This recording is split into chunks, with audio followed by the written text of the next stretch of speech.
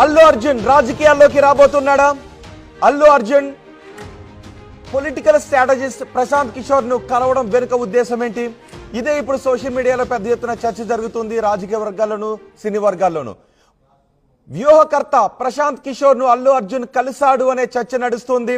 త్వరలోనే social service కూడా ప్రారంభించబోతున్నాడు అనే చర్చ కూడా నడుస్తోంది. ప్రశాంత్ కిషోర్ అల్లు అర్జున్ కు సలహా ఇచ్చాడు. ఈ విషయానికి సంబంధించి 10 ఏళ్ల పాటు సోషల్ సర్వీస్ చేయమని సలహా ఇచ్చాడు ప్రశాంత్ కిషోర్ అనే చర్చ నడుస్తోంది. అందులో భాగంగా త్వరలో బ్లడ్ బ్యాంక్ ని అల్లు అర్జున్ స్థాపించబోతున్నాడు అనే చర్చ కూడా నడుస్తోంది.